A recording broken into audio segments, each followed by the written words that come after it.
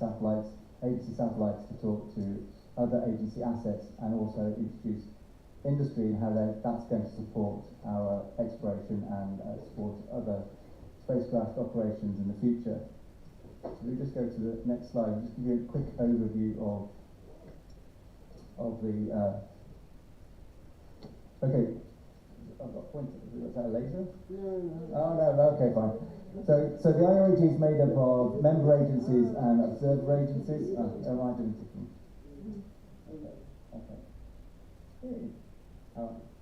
Okay. So it's made up of member agencies and observer agencies. And just to give you an overview I'm going to give you a UK perspective. So UK is a member state of ESA. So ESA in its own right is a member of IOAG and CCSDS. But the UK Space Agency, along with CNES and ARSI from Italy, CNES from France, and DLR from Germany, all have their own representation within IOAG and CCSDS. So we have our own individual voice, but we can make sure that our country's views are represented within these organisations. So sometimes, obviously, we can agree with NASA's position and ESA's position, but we have our own independent view. Just on the point that the UK is slightly different in that the agency itself is a very procedural management agency, and a lot of the technical representation is given to the UK industry. So I'm not a civil servant from the UK Space Agency, but I'm mandated from the agency through my work with Goon Hilly to represent the UK's position, which is why I can stand up here and say that. And I'm also from one of the sort of the minor agencies. I'm going to give you a perspective throughout this panel on how we see and how we, from the UK, use IOAG and influence IOAG and also influence CCSDS. So you'll see that a lot of the members and the observers are aligned with both IOAG and CCSDS. And if we go to the next slide, it should show you why. So on the top level, we have an Iot Interoperability Plenary, which is basically a set of directors from all these member agencies and observer agencies, and they meet every 4 to 5 years, and they basically give the top level strategic position from their agencies. What we try and do is we work up to that point where we can work with the directors to ensure that we've got a common way forward. But there are opportunities for those agencies to present what they feel is most important to them, and therefore those instructions or requirements are then sent down to the IOAG. So from a UK's perspective, one of the things that we brought up in the last IOP, which was a few years ago, was to bring in more commercial representation into traditional space agency working, so supplying communications, navigation, and one of the things we probably see in the next 2 or 3 years is the development of navigation and communication services around the moon, and that's enabled through the work that the IOG and CCSDS work on with the protocols and so forth, allows the agencies to create those architectures and create those infrastructure, but also allows industry to do that because the standards are there to do it. One of the other things that we have to ensure that we work very closely with other agencies, other fora. So obviously CCSDS, Sammy will talk about. We have a Space Frequency Coordination Group, which basically define all the frequencies that we're allowed to use, so it allows very basic communications. With the ICG, which is actually a UN organisation, that is again for navigation, and that's going to be very key coming forward with what I said about the moon, but also allows you to work, Galileo to work and GPS to work all in the same level. So with your phones, they sometimes can use GPS and sometimes can use GLONASS, sometimes can use Galileo, and that's all because they've agreed to standards and agreed how to interoperate together, and that's similar what we're trying to do with around the moon. Now, one of the things is that you just use your phone. You don't think there's a large amount of people have been working up to ensure that those things all work together, and this is one of the things that we try to get across to you today, is that we're sort of almost invisible. Our networks are sort of invisible. We do this and to ensure that it is invisible, and so people can get their spacecraft to work with the other agencies and other agencies' ground stations. And a prime example is with Artemis in the next few weeks. Is that there are 11 spacecraft all talking the same language, which means that both NASA, ESA, commercial, JAXA, the Indians, Chinese, all those stations could be used as a cross support to support that mission. If we go down to ICHG, we've got, they're the ones that specify the sort of the architectures. So we make sure that what we come up with the communications and navigation, that the architectures that they've all come up with work. Speculous of the sort of top level requirements, which we make sure that our architecture that we produce all works correctly. We'll just go on to this. So basically, this is the workings within inside this delegation is that we are then split up into working groups which try and enact and come up with the architectures that the IOP, the delegates, the directors actually want. And if we just quickly go to the next one, we'll just give you an idea of where we are in the sort of the thinking of the directors of where they want us to focus our efforts. And a lot of it is focusing around the moon. So we've got LunarNet, which is a NASA ESA initiative, which is going to be making sure that that's more of a commercial and more of an international field.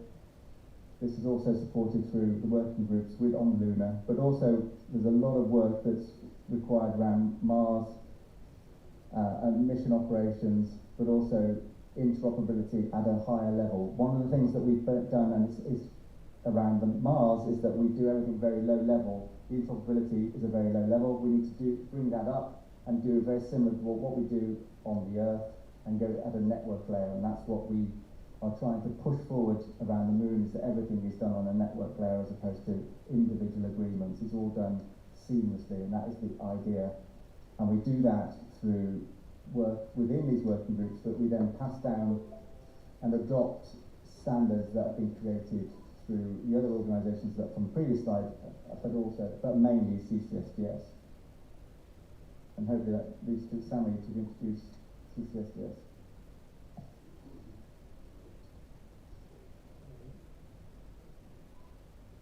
Thank you, Matt. You can hear me okay? Next slide, please. Oh, so that's not a laser plan. Oh. There we go. So before I talk about the meat of the CCSDS, Matt mentioned a couple of terms that are very important to kind of maybe go over at a basic level: interoperability and cross support. So why do we even bother with interoperability or cross support each other as agencies? So NASA is a big space agency. It sends a spacecraft like the Mars rovers to Mars and has a large deep space network. It can do the job by itself, but there are times where we need help from the European Space Agency or the JAXA or other nations. So why is that? There are two primary reasons for interoperability and cross support in my mind. One is to reduce the risk to the mission, and the other is to save on the cost of the mission. So if you're tracking a spacecraft at Mars and you can cover the tracking view period 90% of the time, but there's a gap that's a small percentage, you can usually just let it go and live with the gap. But if there's an issue with the spacecraft or it's doing a critical operation and you really need that, you're not going to go build a station $50 million or more just for that little gap. If the Europeans have one, you just ask them to work with you. And that does work all the time. We've been doing it. So that reduced the risk to the mission because you managed communication during a blind view period, and you saved a lot of money because you didn't have to build your own station. But can this really happen if you're speaking different languages, if you're using different technologies? If the Mars rover has a type of radio that is doing something, a frequency selection, the modulation scheme that is completely incompatible with the European station, it would not work. So for all of this to work, and to achieve these two primary objectives, they have to be interoperable. And for them to be interoperable, somebody has to set the standard of what this technology should be. So about 40 years ago, in 1982, this was delegated to a newly founded entity, a body called the CCSDS, the Consultative Committee for Space Data Systems. Right now, there are 11 active space agencies and other observer agencies, and about 120 entities from industry. But as the name implies, it is still consultative, meaning they cannot mandate the standards that are generated. But now people see the value of the standards, and they typically do use them, especially that they get an opportunity to provide input to these standards. So again, as I said, it was founded about 4 years ago. And it's an agency-led, so it could have been industry-led, could have been university-led, could have been any number of approaches, but the space agencies take the lead on the CCSDS. You also might have heard of ISO, the International Standards Organization, so that's the same thing in other fields, other technologies. So we've become the arm of the ISO for space data systems. So we kind of have our own committee in ISO. And one more side agency or entity is something called the Space Assigned Numbers Authority. It's a fancy name for a committee that gives spacecraft numbers. So we don't refer to Perseverance as Perseverance, but perhaps spacecraft, I'll make up a number, 32. That's because computers need numbers to refer to these when the data streams, the files come in. They have to have a header with the spacecraft ID. It turns out that's a harder job than you think, and it takes a special committee called SANA, the Space Assigned Numbers Authority. So we counted approximately 1,000 space missions that have been using CCSDS standards. And that's a lot. That's quite an accomplishment we're very proud of. And these are obviously not all deep space missions, because there are not that many deep space missions, planetary and solar and elsewhere, but also Earth observer. So these are some of the technical areas. There are really 6 large umbrella technical areas and a large number of working groups in very specific fields.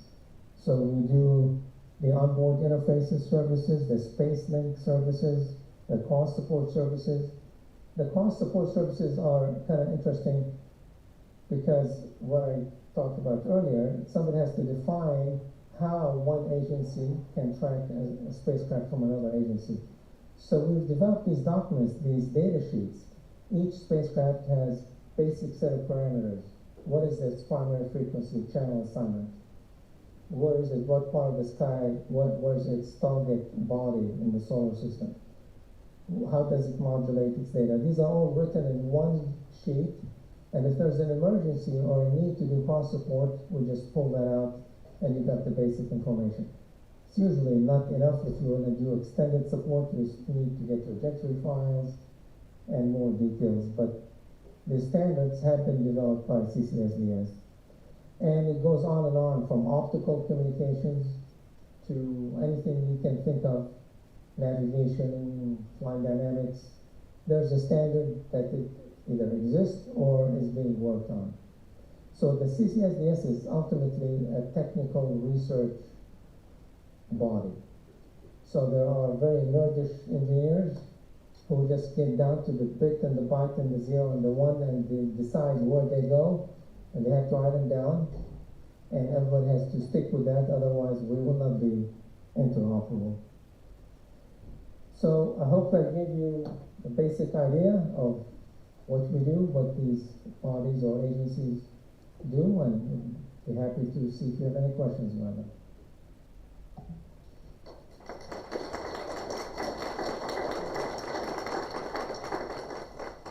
Thank you, Matt and Sammy. I have a few questions to get us kick-started, but then we'll be, like I said, soliciting questions from you all. So let's dive a little bit deeper into your individual roles within IRG and CCSDS and the perspective that you bring from the agencies you represent to those groups. So starting with Sammy, what is your role in a little bit more detail with IRG and CCSDS, and how does your position at NASA lend itself to performing that role? So each agency in CCSDS has a delegate or chief delegate, So I'm the NASA delegate, and I'm also the general secretary, so I'm kind of the head of the organization. So I just kind of really have of CCSDS specifically. So it's a management role, so we kind of set the procedures for how the body works and runs and operates.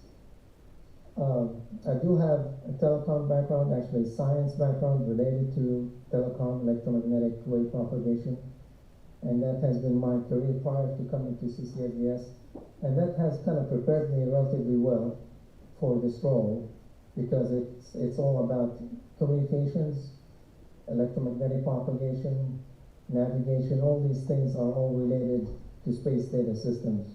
So I feel that I'm at the right place at the right time. Sometimes I'm jealous of some of the engineers who do the real design, but I get to come here and speak to you while they are doing the design. Angela, same question for you. What is your role in greater detail at IOG, and how does your position representing NASA lend itself to performing that role? So I have a policy background, and my degree is actually in international science and technology policy. So the IOAG was a great forum for me to work in, because it's literally on the cutting edge of international agencies working together for a unified purpose. It increases international cooperation, which is exactly why I went to the graduate program that I attended. And the organization that I work for, NASA STAN, is the secretariat for the Interagency Operations Advisory Group. So I'm actually on the secretariat team, and so we facilitate, all of the meetings and all of the actions, and so on. And one of the things that I'm more recently involved in is the IOAG is working on becoming the governing body for LunaNet. LunaNet is basically meant to be the internet for the moon. It will be a network built on and around the moon to facilitate communications between all lunar assets, whether they're rovers, whether they're astronauts, tabs, orbiting stations, relay satellites back to Earth, and so on. And the NASA head of delegation to the Interagency Operations Advisory Group is in charge of that committee at the IOAG, and I am his secretariat. So I'm hoping that going forward I will be the secretariat for the LunaNet governing body, which puts me in a good position to further facilitate not just what we're doing now, but what we're building in terms of architecture to the moon and beyond, which is for someone who wanted to help space agencies work better together is really ideal.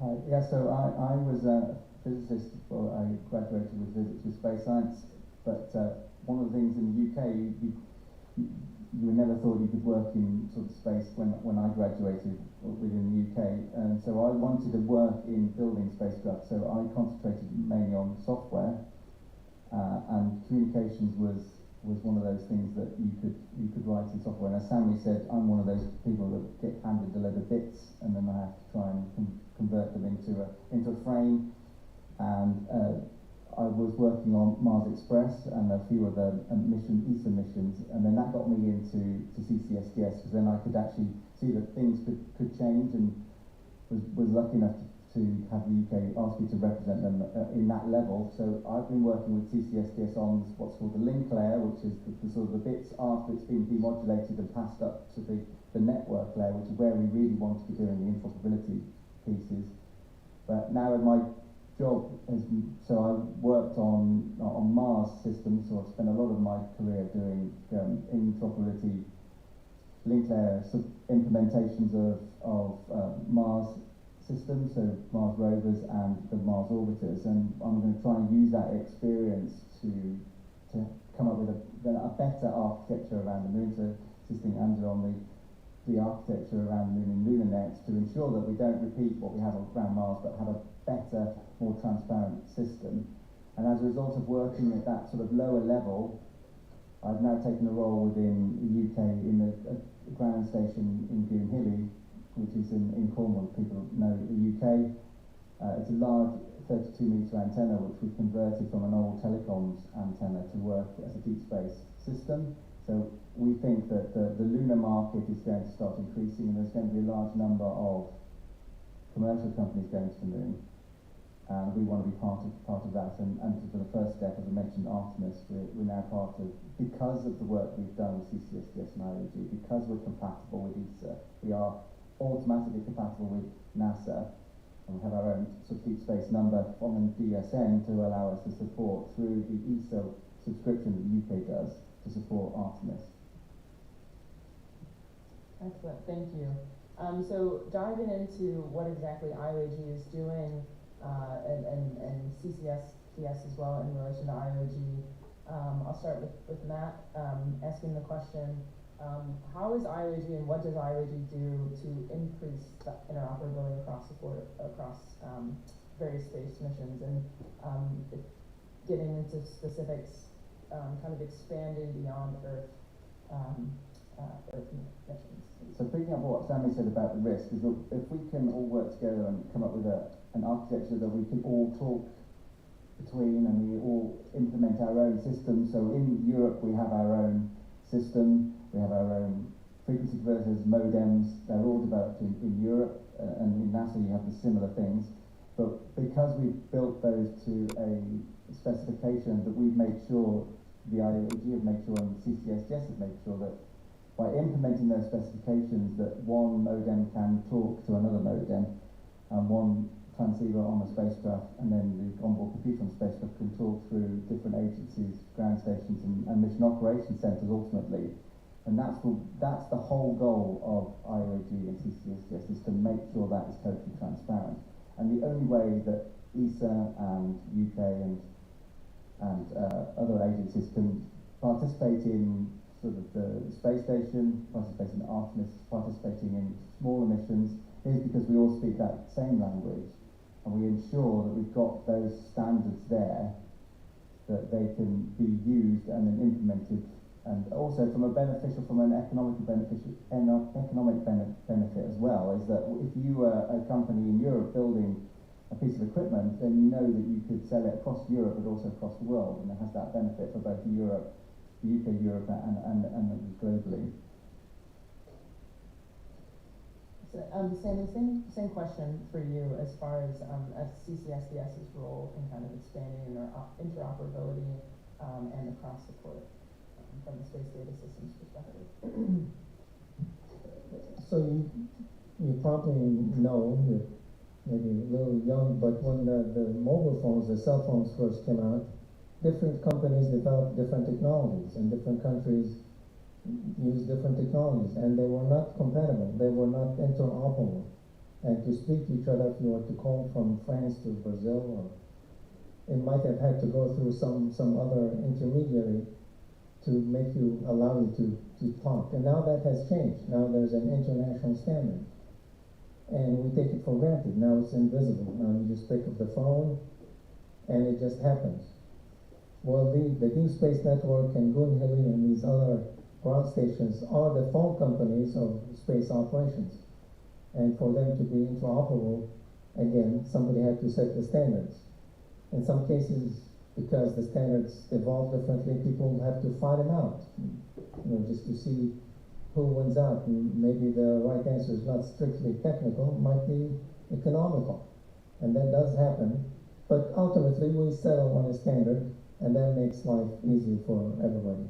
So that's why you need a body like CCSDS to guide the different industry operators, the different agencies to kind of reach these standards. And that's really the primary goal behind all this.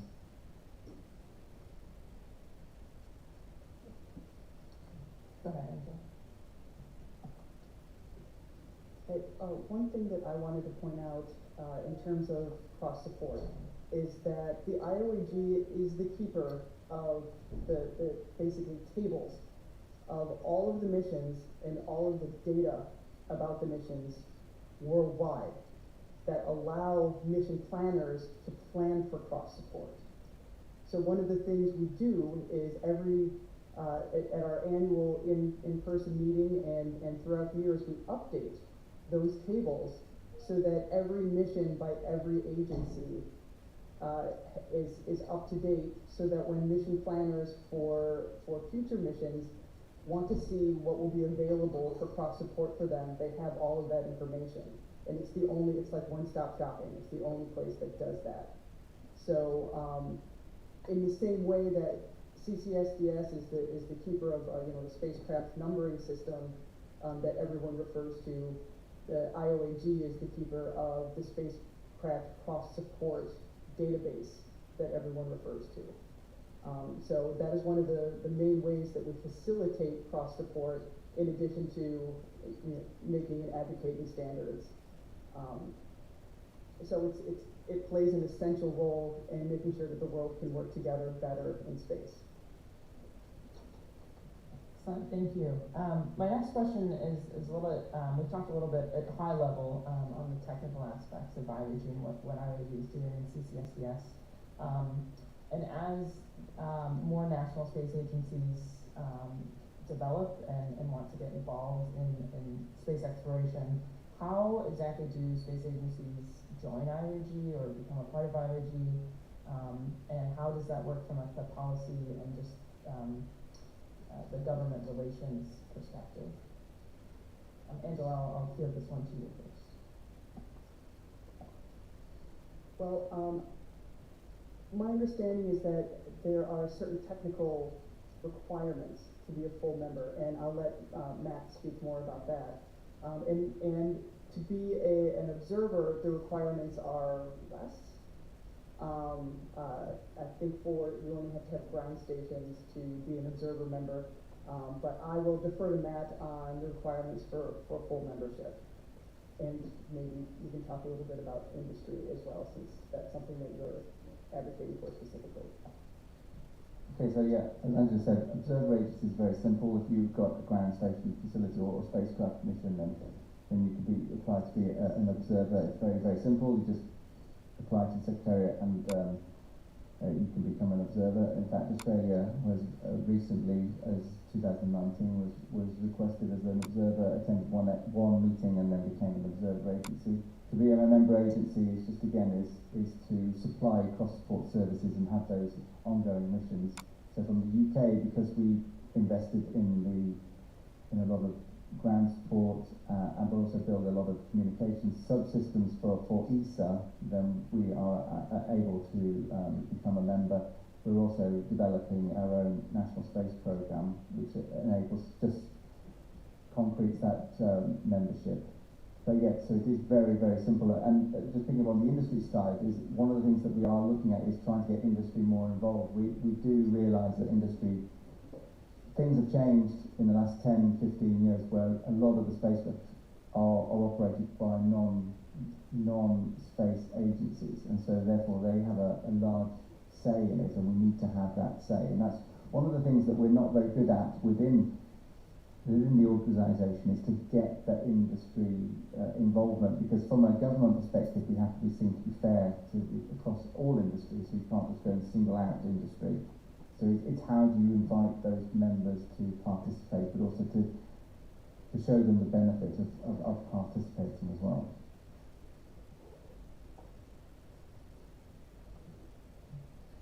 All right.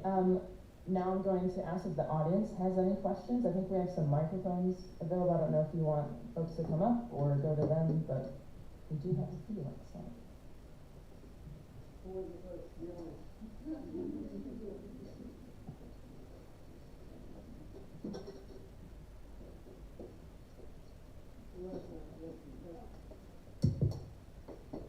Hi, thank you for that very invigorating conversation. It's great to hear about all the interagency cooperation that's happening.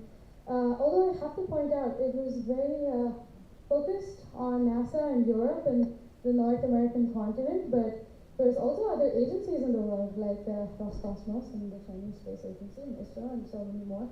Since space policy is like very related to international and diplomatic relations, how does that change cooperation on your side at the IOAG when it comes to, at least now with the Russia-Ukraine situation, and also you have agencies that aren't particularly forthcoming about what their missions are, what they're doing with the data, and how is IOAG planning to expand worldwide into other countries and maybe even look at other agencies and have more representation on that side?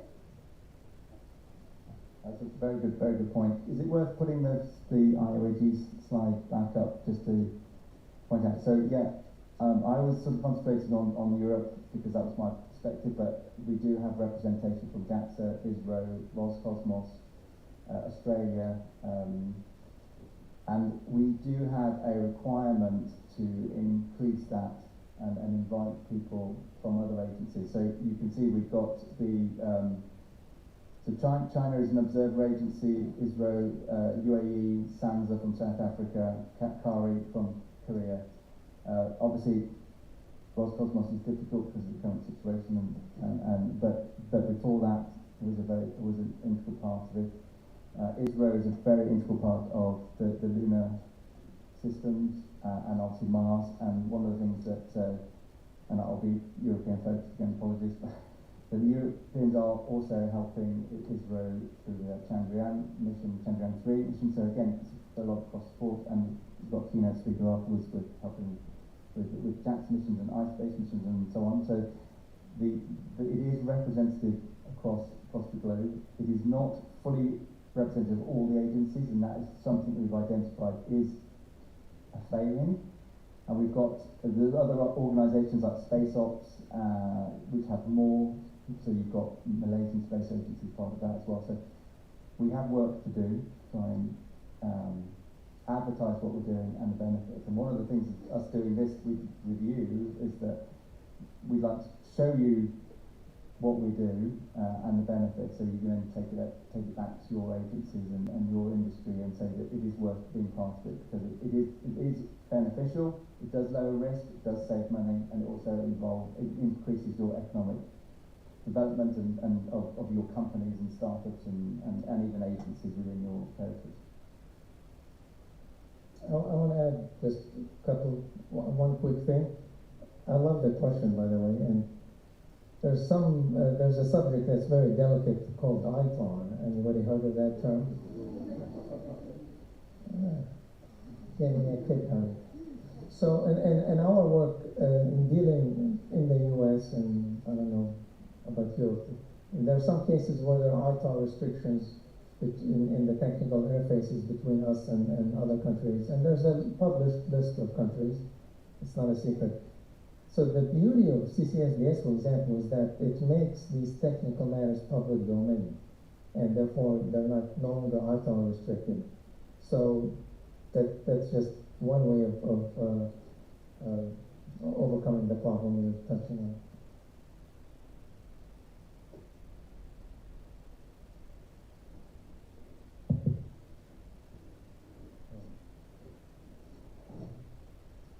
Hello, thank you so much. I'm Charles. Charles is from Cameroon. So my question is, so just a quick comment on the previous one. Basically, is you have like almost 77 agencies, and out of that you have like 11 is like 50%, and I think there are room for improvement. But that's just a comment. So my question is to know what, let's say, the cooperation that you have basically some agency, some organization like UNOOSA, ITU, or maybe some initiative like the one from the World Economic Forum about like space and sustainability writing. Basically, the question is to know, what do you think about, let's say, who should take the lead in terms of some specific space sustainability issues that are kind of growing? And yeah, so I also wanted you to expand a little bit on some of the ISO standards that you are dealing with, because there are some that are more and more growing in terms of life cycle assessment that is lead by ISA, etc. So, thank you. Go ahead. It's a tough one. Okay, I'm going to start by answering part of that question, which is that currently we don't have the capacity to involve people from outside of like the space agency family, except for our liaisons from those specific groups that we mentioned. However, that is changing. With the IOAG trying to become the governing body for LunaNet, we have already started speaking to relevant groups that do internet evolution, and also are working on like the solar system internet. Our next interoperability plenary will hopefully be in the UK in June, and once the people who give the IOAG our marching orders, the higher-ups who meet at the interoperability plenary have approved us welcoming in people from outside groups to participate, then that door will be open. But until that happens early next year, those outside groups will just have to be like observers, kind of. We don't have an actual term for them yet because they're not like the observer agencies that we spoke about. But all I'm saying is that we can't do it right now, but it's already planned to happen, and we already have a forum where we're planning on that happening specifically. And then someone else will have to take the second part of the question. I forgot the second part of the question, but my comment is probably related. What keeps nations, smaller nations, from being spacefaring nations? There are usually two reasons. One is economical, because it is very expensive to launch a space mission. The other one is technical. You have to have the right research programs, the right industry, the right universities, and that can produce the technical material that can ultimately lead to space missions. So that's why this whole business is limited to the leading space agencies from, let's face it, typically wealthier nations economically. But there's no restriction. It is open to everybody else. And we're seeing more and more smaller agencies, because the moon is, call it, accessible, easier than the planets and other targets. We're now seeing a lot of countries launching their own lunar missions. And that's how Israel from India made their mark, and now, just roughly 6 weeks ago, South Korea launched a lunar mission, and there are others coming on board, and they're now private industry. So with that, we're going to see the family expand, and because the standards have been already developed, we make their life easier. They don't have to reinvent the wheel. They can just use existing standards and immediately become interoperable and join the community. I hope that helps. I think the second part of the question, please correct me if I'm wrong, was related to sustainability issues in space and what IOG may be doing to address those. And Matt, if you... Yeah, so we have, one of the working groups was looking at space sustainability, and I think we need to make sure that we don't abuse the position in space, and we make sure it's clean and so on. And you talked about who takes the lead. I just want to point out that IOAG and Sammy mentioned this before, it's sort of a consensus agency, a consensus body. So it creates recommendations, but we can't certify or police that. So if an agency or industry decides to ignore what we recommend, we can't, as a group, do anything about it. It needs to be like UN resolutions to ensure that they are enacted. So from a space sustainability perspective, then I personally think it needs to be done at that level, and you need to start legislating. But it is a global level. So if for instance, if the UK just legislated against it and made it more difficult to operate, then operators who just wanted to ignore the rules would just go somewhere else. So it does need to be globally recognised and at a global level.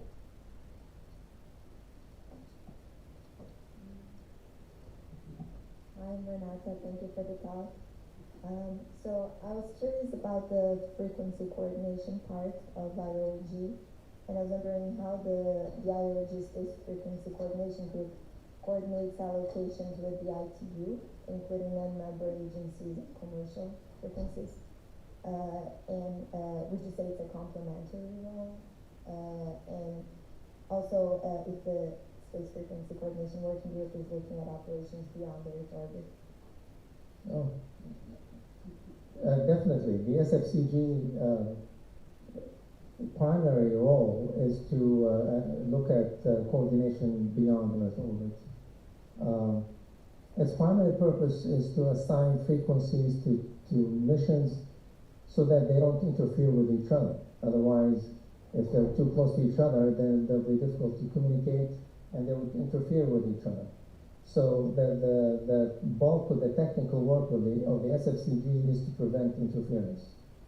And that is very well coordinated, and it is essentially an arm of the ITU that specializes in space missions. Very good question.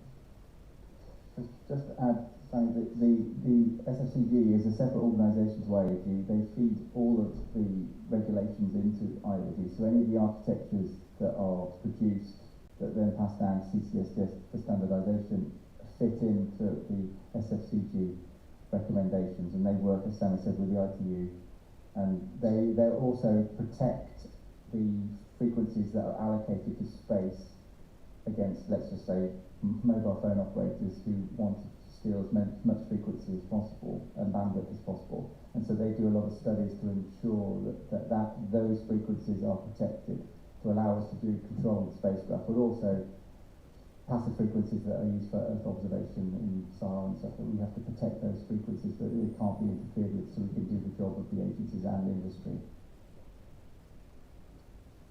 I just wanted to add quickly, because Matt just mentioned it, SAR is not synthetic aperture radar in this context, it's search and rescue. So one of the things that IOAG and CCSDS do is ensure that search and rescue is cross-supported and is widely applicable, and that's part of what the navigation teams at IOAG, and not communications as well, but navigation plays a heavier role in that area. You know, so every time we lose a person somewhere, it's the standards developed by CCSDS at the behest of IOAG that assist in finding those people, and we're expanding that capability to the moon and beyond, because soon we will have people, hopefully, on the moon, and we're coming up with coordinate systems so we can figure out where people are. With the navigation system that will go around the moon, what is local lunar time, right? All of these things have to be decided internationally, and that's one of the things that we're working on. I think we have time for one more question. All right, thank you so much for a really interesting talk about it. I was a bit of a different question. So you're sitting in front of a room of full of young professionals and students, while the majority of the work is mainly quite high governance kind of work and policy related. So I was actually wondering, like, we as young professionals I think the majority of us is not linked to any space agency. How can we support your kind of work? How can we also share our opinions about what's the future of space and what's the future of space exploration? Maybe more specific, what can Space Generation Advisory Council take part in this kind of discussions? Go ahead. Okay, so when my early career, I was involved in CCSDS because I was thrown into it and I wanted to build spacecraft, so that's where I got involved. But just to answer your questions, I think you will have a delegate, whether it's a European delegate, ESA delegate. So any of as a young professional, you will be using, if you're working on missions, you'll be using these standards probably. You'll be using ECSS standards and all those other standards, and they may feel daunting because they've been, don't quote me, written by committee, So they will be daunting and they will be difficult, but it's just, if you just take time and understand it, there are people who can sort of help you through it, so don't be afraid to ask these questions. You've got delegations within your territories that you can either request information, request help, but also send feedback back to them. If you find something wrong, it doesn't make any sense, then you have a right to feed that back, and it's up to those representations from those agencies to feed that back in. So don't feel that it's a set text, it changes, and it needs to have that feedback for people who will be implementing it, because you will be implementing it. You'll be given it from your employers, from your projects to implement these standards, and so having that feedback is very, very key. And that's the bit I think we miss, is having people implementing it and then giving feedback saying, if you just did it like this, or if you said this better, it might help. And that helps us, because then it's more likely to be picked up. Because one of the criticisms we get from CCSDS is it's too complicated. It doesn't make any sense. But it isn't. It's the way that we've sort of written it down, and maybe that could change. Or there could be ways that we could make it easier for people to pick up and learn, and then take on and develop going further. So we do need you to pick that up, and hopefully there's help there to help you do it, but we need that feedback. For the sake of time, I'll be brief. CCSDS is very involved with young professionals through universities and through industry. So there are a lot of opportunities for people who have good ideas to reach out to CCSDS directly with your ideas, or through your employer, and you'll find a receptive ear. And I'm going to close it out with, I understand that a lot of you probably work for industry or maybe even startups that are interested in having missions going to the moon. I've heard about quite a few of those in the last few years. One of the things that IOG has put out, with NASA and ESA, are the LunaNet interoperability specifications. We're currently on draft 3. Those are available on the internet. If your organization is sending a mission to the moon and you would like to be able to communicate with the other spacecraft in the area, then I suggest that you look up the LunaNet interoperability specifications and apply them to your mission planning. And finally, I wanted to close with, we have cards for all of you. I was hoping to get them in your bags, but that ship sailed. So please, it has contact information on there, and the email on here goes to the Secretariat, which I'm not the Secretary, but I get the emails. So if you have suggestions, if you have any questions at all, you can send an email and we will answer you. And I've been here for several days now and have been talking to quite a few of you, so don't be shy. Please join us in this endeavor. Thank you.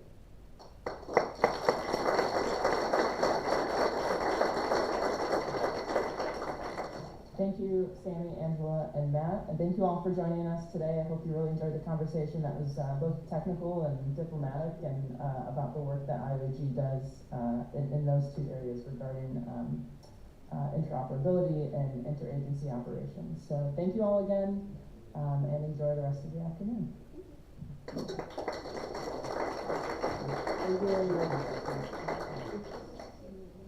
If you have any burning questions, we'll be in the area. We still talk. I'm coming to the back with my stack of cards. Be warned.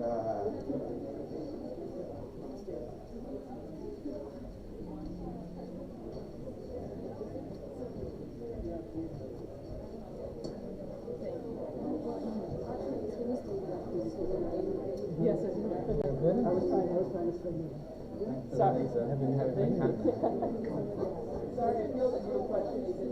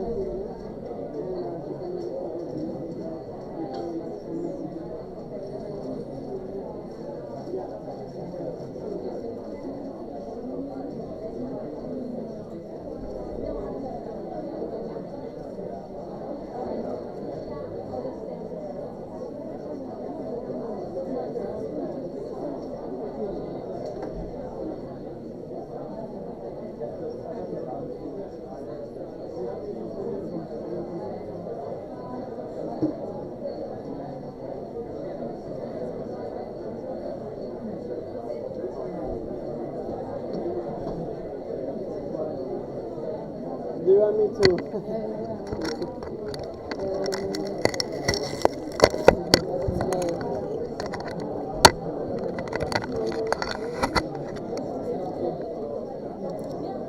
There you go. I can move the button.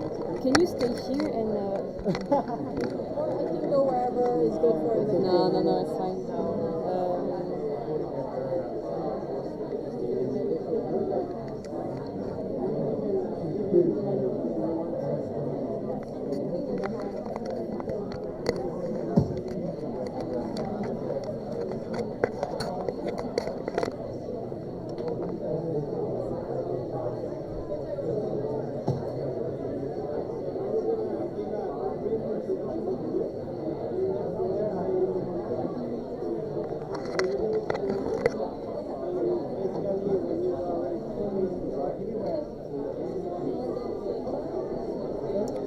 The zipper is here. I'm bringing it back to you.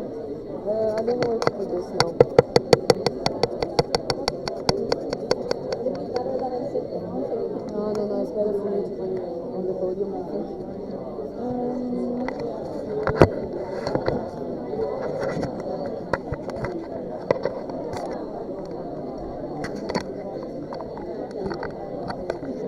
I don't know.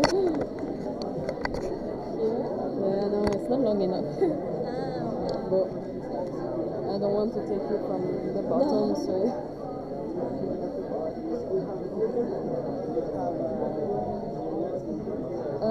Marcos? Actually, what about your short presentation? Yeah, if you have to call it...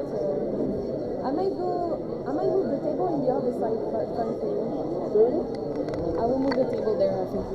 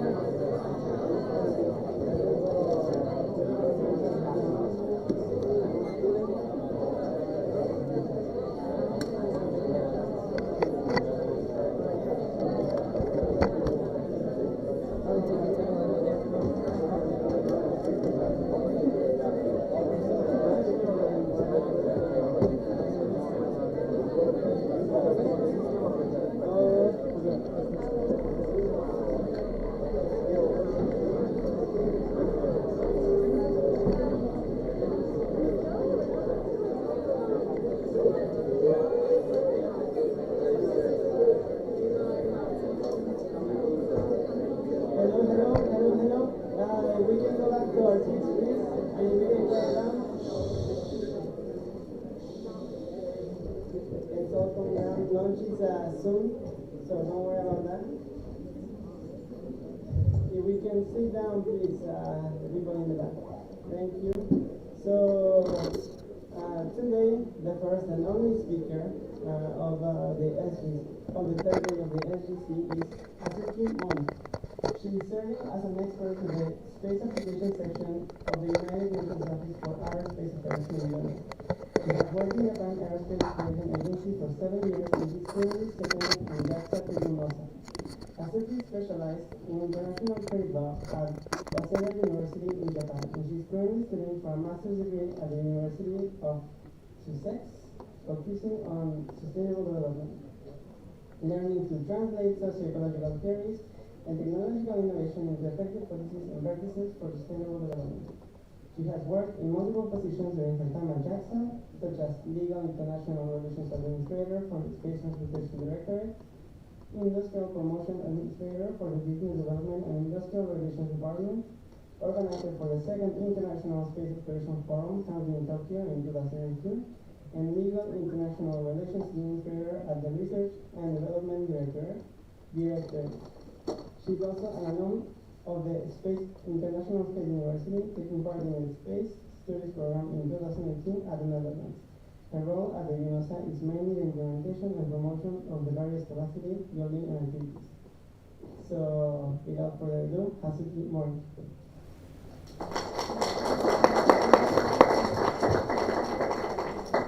Hi everyone, I guess I'm between lunch and the whole thing, so I'll try to not make it boring. So, hi, as I said, my name is Hazuki. I work at the United Nations Office for Outer Space Affairs. I would really like to thank SGC for inviting UNOOSA, and of course myself, to be part of the 20th Space Generation Congress. And I know that this year's theme is diversity, access, and inclusion, so I'll try to make sure to bring in those aspects in my presentation. So, to start off, I'll just do a little self-intro, but basically Marco said everything for me. So, basically, yeah, I'm not an engineer, I'm not like a space law person. I was actually doing different legal affairs when I was in university, but right now I'm also studying sustainable development.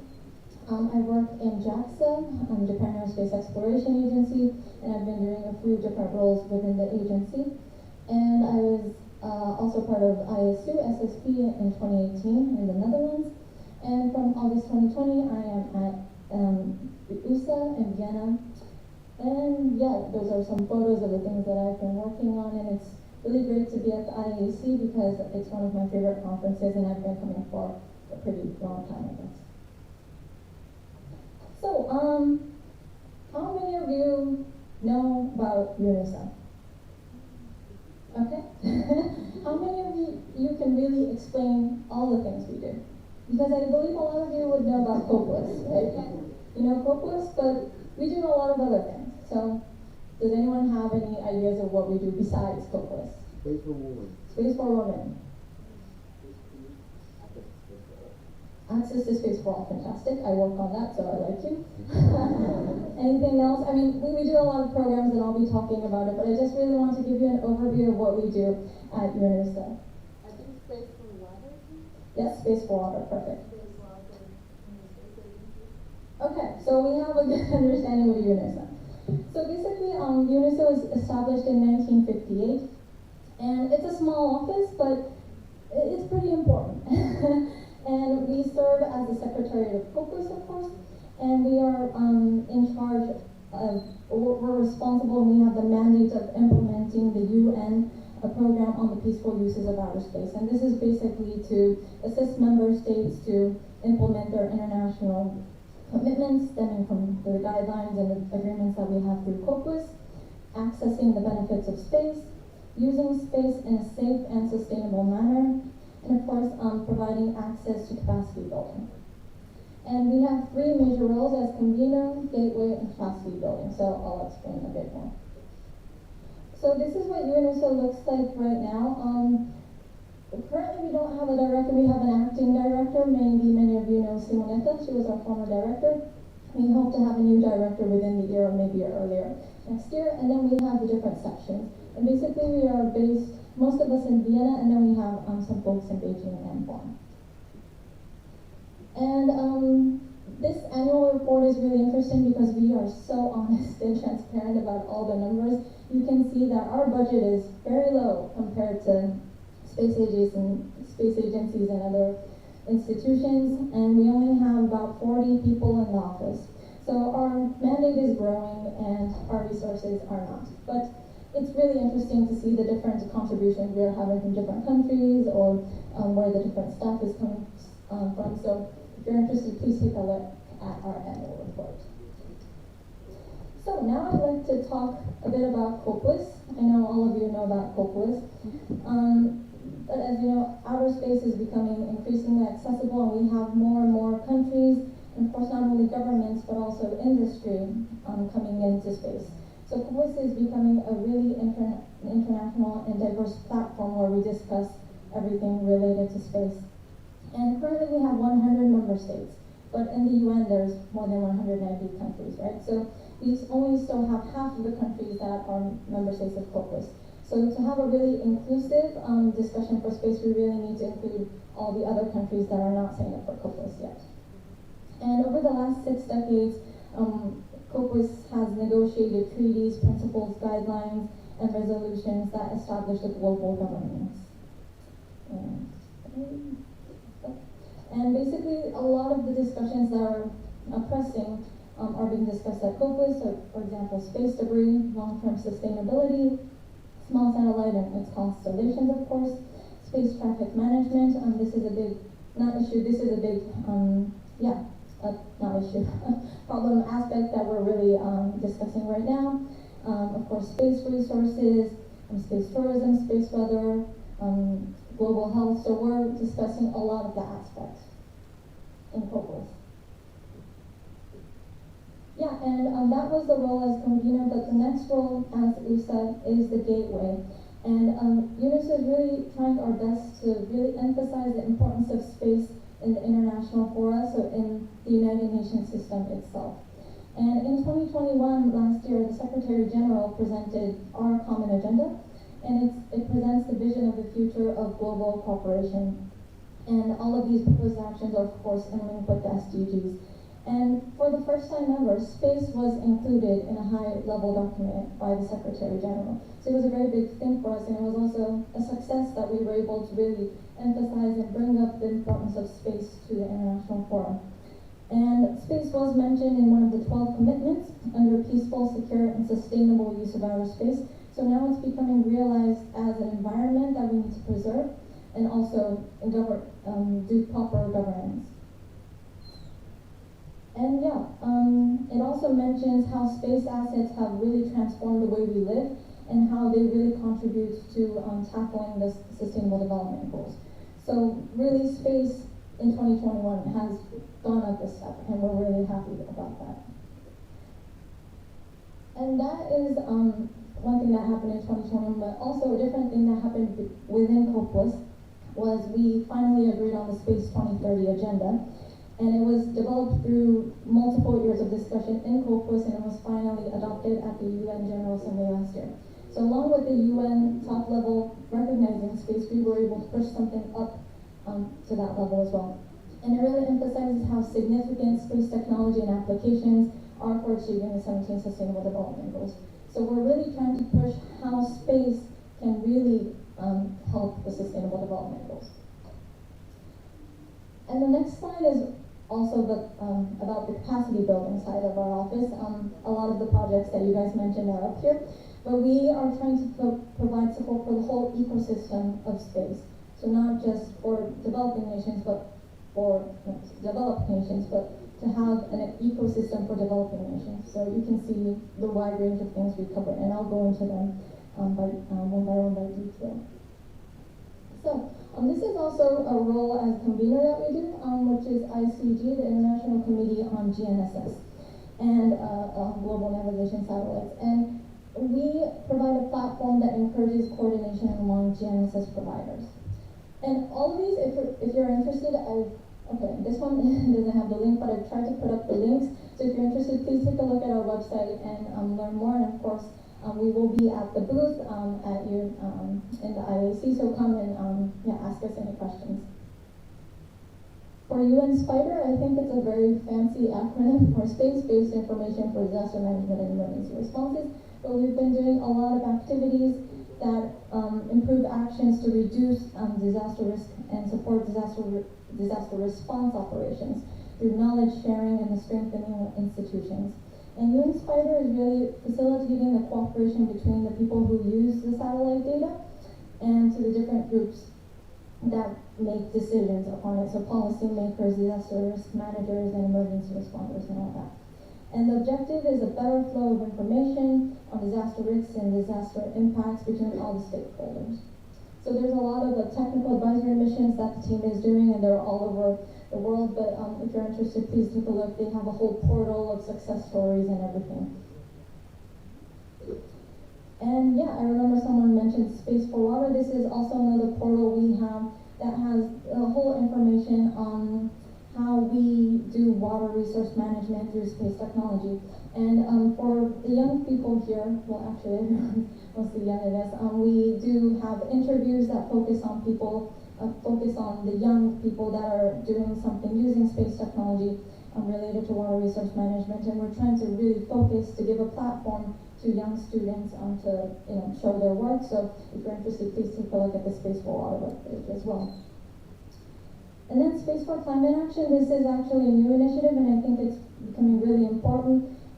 Earlier this week we were having a UN Austria symposium really focused on this theme, but basically for climate action, there's a lot of things that are already done by CEOs and the different organizations, and we're trying to not be the same. By we don't want people copy pasting and doing the same things. So we're trying to approach in a different way to work with member states for climate action, and we're doing a lot to actually find the gaps that are not delivered, and trying to provide more support for Space for Climate Action. So we'll be updating more stuff on this webpage, so please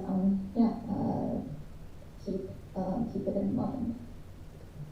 And then space sustainability. So in 2019, the LTS guidelines was adopted in COPUOS, and it took a long time to discuss these guidelines, but now we're in the phase of implementing these guidelines. So we're doing a project with the UK, which is trying to provide information on how countries, not only countries actually, how industry players, how everybody is trying to implement the actual, the guidelines of the LTS guidelines. And this document is becoming crucially important for us because it links to the Space 2030 agenda that I've mentioned earlier, and also is trying to preserve space as an environment. So it was also mentioned in our common agenda, the one I mentioned earlier. So if you've never had a look at the LTS guidelines, please have a look. Besides that, sorry, I'm going through a lot of the programs, but I hope some of them will at least interest you. We work on a project called Dark and Quiet Skies for Science and Society. This is really to preserve the skies from light and radio waves for astronomy and cosmology research. So it's to preserve the environment for science. And of course we work with industry partners on how to make sure that they're not flashing their satellites too much, or how we can mitigate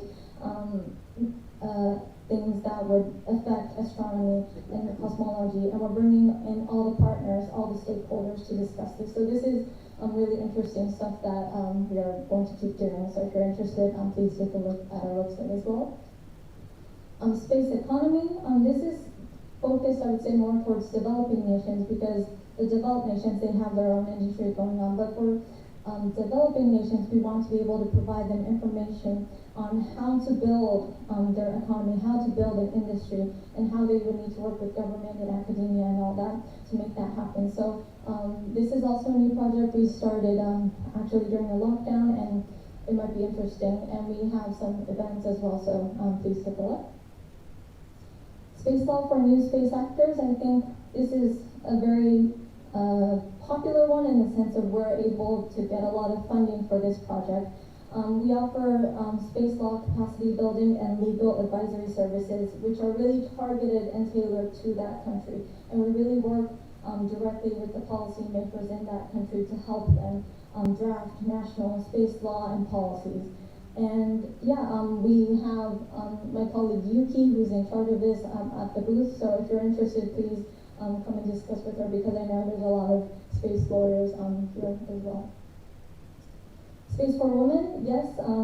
We had an event last week, in mid-August, in Korea. And it's basically trying to address the numbers, the unpleasant numbers we have in the space industry, in the sense that there's only like 30% of STEM researchers who are women. There's less than 1/4.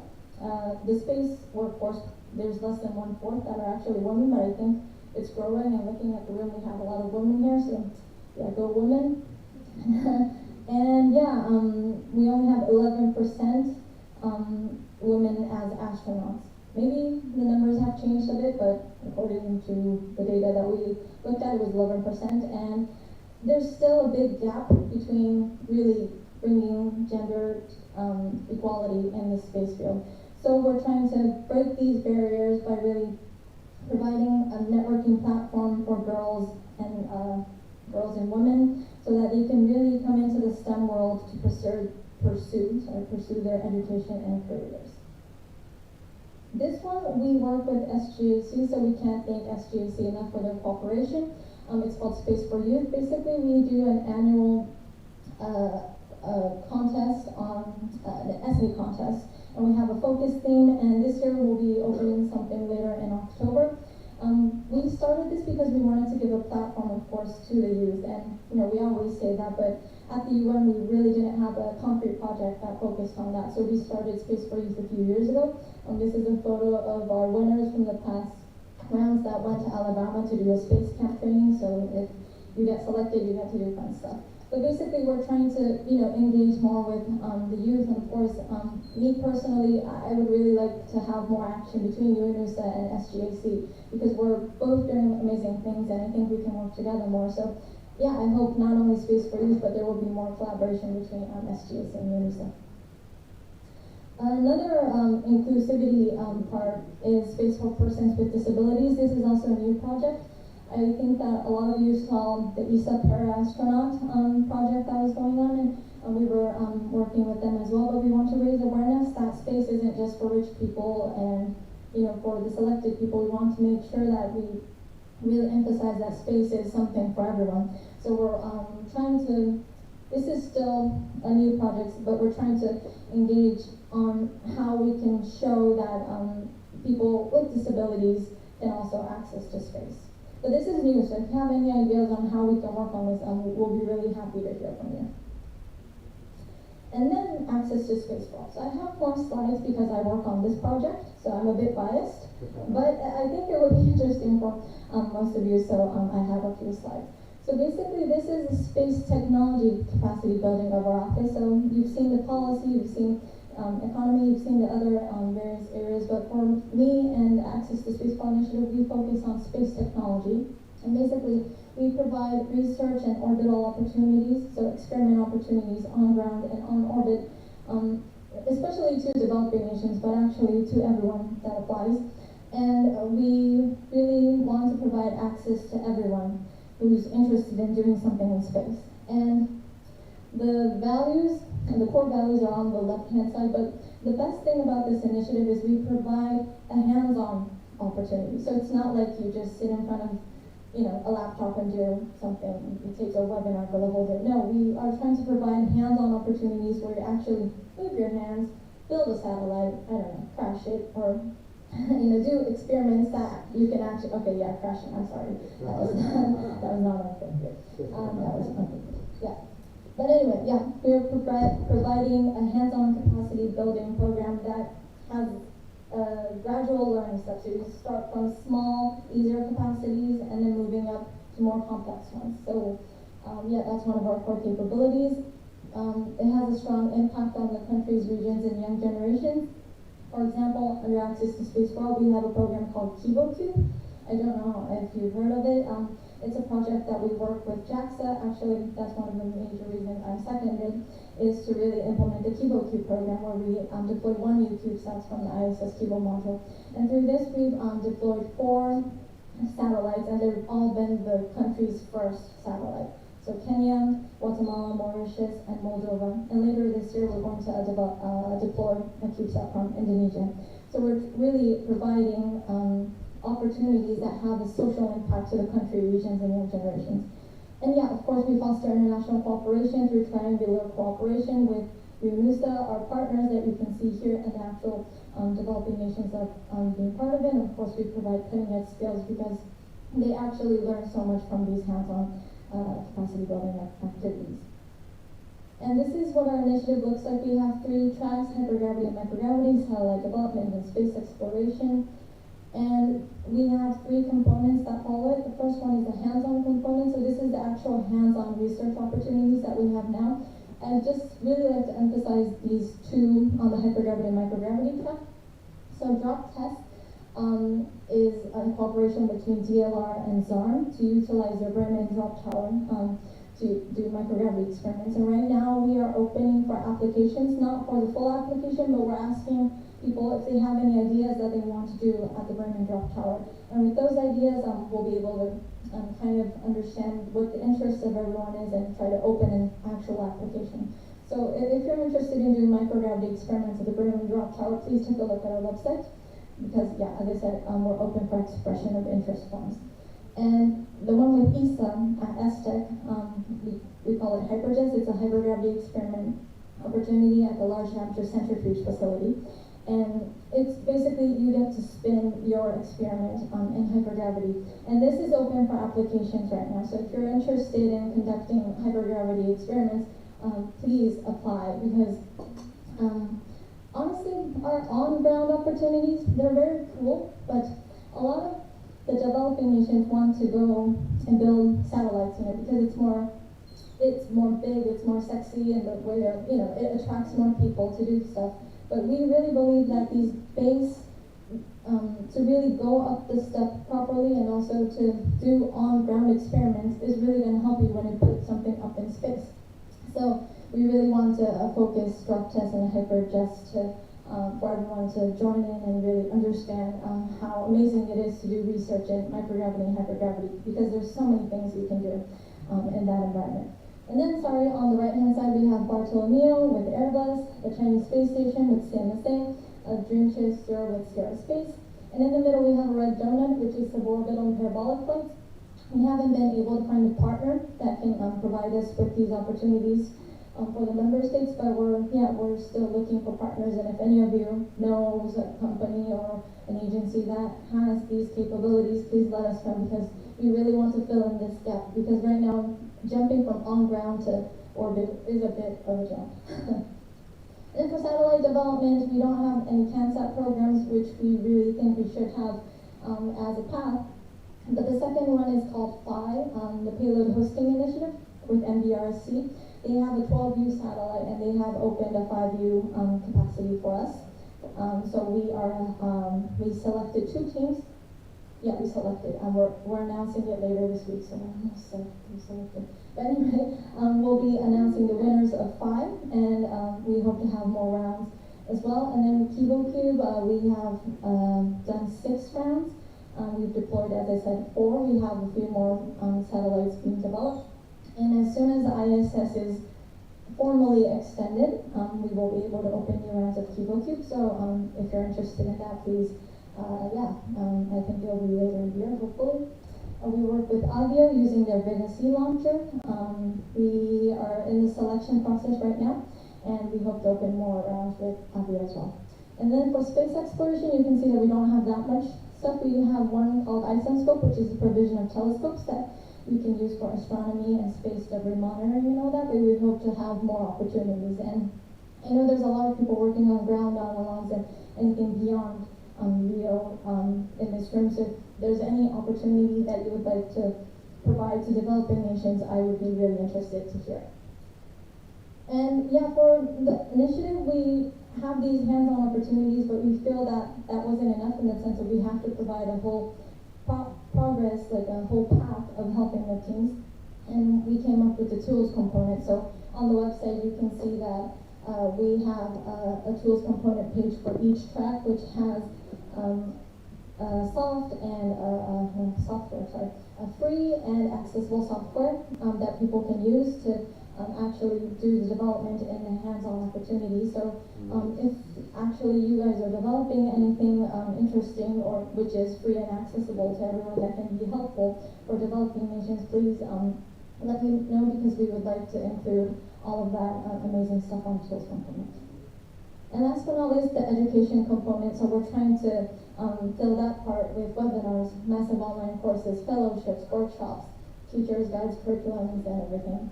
And I'd like to just emphasize a few things, especially this one, the fellowship.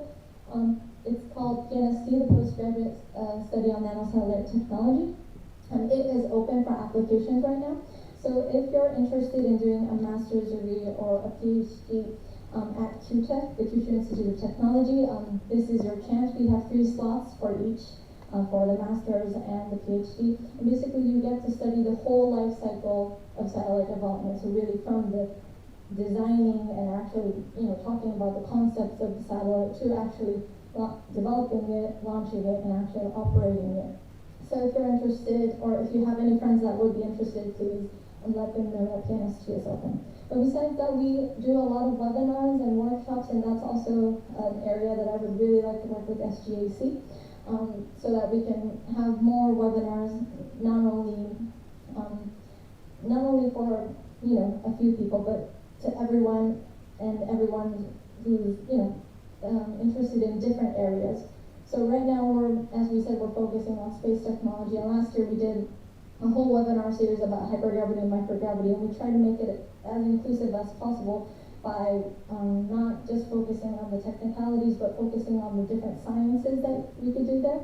And of course we did CubeCube Academy, which is also a whole life cycle of satellite development. But of course I know there's a lot more expertise that SGAC folks have, so it would be great to work with SGAC in providing more webinars and of course more workshops. So this is just me thinking out loud, but I really think it would be beneficial for both organizations if we can work together on the education component, because that's also why we're both here, in the sense of we're passionate about space and we want to bring in more young people.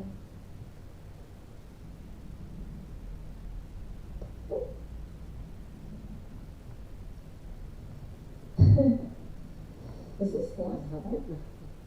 That's okay. Okay. Great. Okay. Sorry. Yeah. So basically, these are just my last two slides, but I really like this one. But I just want to emphasize that at the UN, of course, we're not just looking at space, but we're looking at the whole, what's happening in the world. And of course, climate change, there's a lot of things that are going on, and we need to mitigate and adapt and all that. But I think space has such an important role and such an amazing role doing this, because we are the only industry that actually has the eyes up in space, right? So we're the only ones that can actually monitor what's going on. So I think we have a big role in really helping climate change, helping the different things that are happening in the world right now. And I also like to really emphasize that we here, the space industry and the people who know about space, have a really important role in the sense of we have to be the translators, we have to be the bridge of connecting with other industries, because there's so many things you can do with space applications, and we can't be the only ones that realize this. It would be a pity. We have to be the bridge, we have to be the translating people that really connects and relays the message on how amazing space technology is and how it can really benefit from socioeconomic issues that we're having. So I think everyone in this room, all of us, we have an important role to be this bridge. So yeah, with this, I don't know how much time I used, but maybe it's over. Sorry, I said I wouldn't be in between your lunch, but yeah, thank you so much for this opportunity. As I said, we'll be at the IoT group sector again. Thank you. Thank you very much, Hasuki. So, unfortunately, no time for questions, but you guys are free to go to lunch. Also, some scholarship winners received an email this morning that you have to stay 15 minutes more because Amanda needs to have a meeting with you. So, if you are one of those, if you received that email, please stay. If you didn't, you can go. It's okay.